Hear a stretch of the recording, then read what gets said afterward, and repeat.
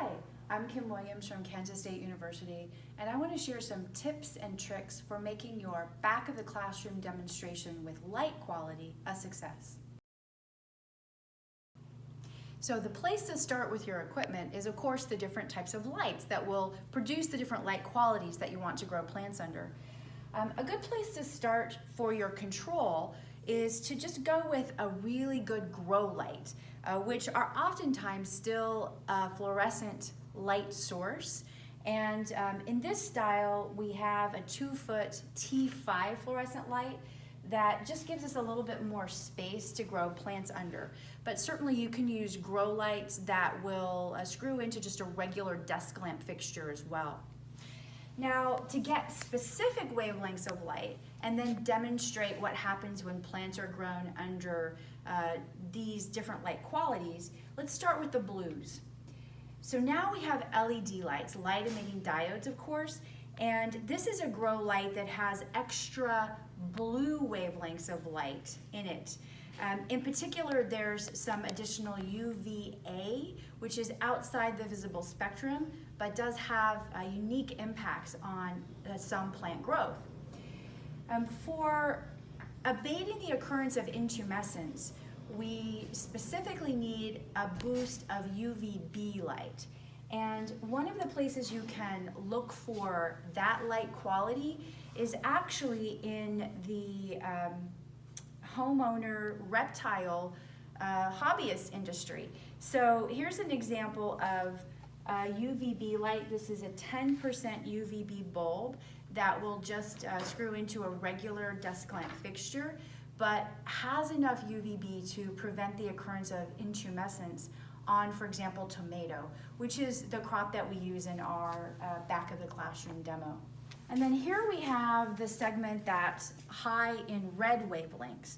So finding that grow light that's going to have extra light quality in the reds and far reds is the trick here. And again, that's now possible with LEDs. This again just fits into the typical T5 fluorescent fixture.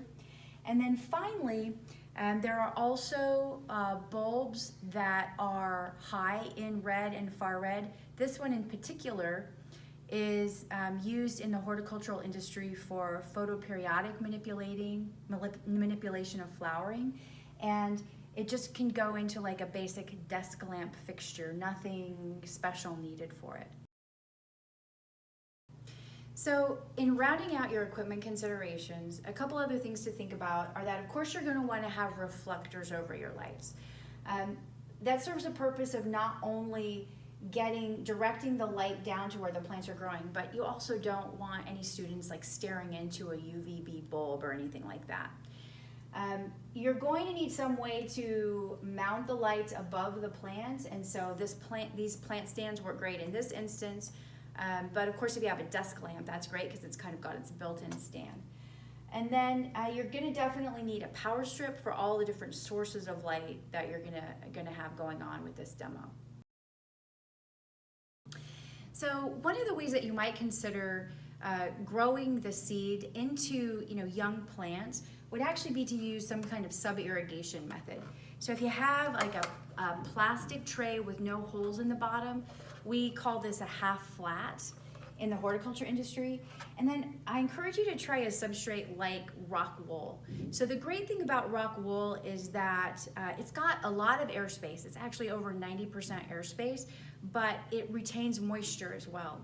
So when you sow a seed and then moisten up the rock wool, you're going to just be able to keep like a 1/4 inch of water in the bottom of the flat, and you're not going to have problems with the seedlings drying down during the germination process. Then there's the specific cultivars to use. If you want to demonstrate differences in anthocyanin production across the 3 light treatments, then you'd want to select a cultivar of hydroponic lettuce that has red in the name, such as Outregius or Salanova red butter. If you want to demonstrate differences in occurrence of intumescence, you'd select a tomato variety that's used as a grafting rootstock, such as Maxifort. Moisten the rock wool thoroughly. Pelleted seed might be a little bit easier to handle, But with both raw and pelleted, you want to ensure that when you sow it, you push it deeply down into the substrate and cover it lightly.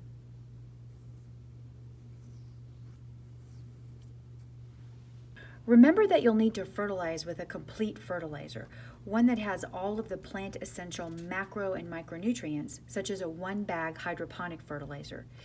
Start all of the seeds under the control light, and sometime between the cotyledon stage and the second true leaf stage, place them in the different light environments. The larger rock wool cubes will support plant growth through the entire demonstration if the roots remain in the fertilizer solution, but regardless of the size, they could be potted up also. That's it. Cool phenomena for your students to observe in only a couple weeks after setting in the light quality treatments.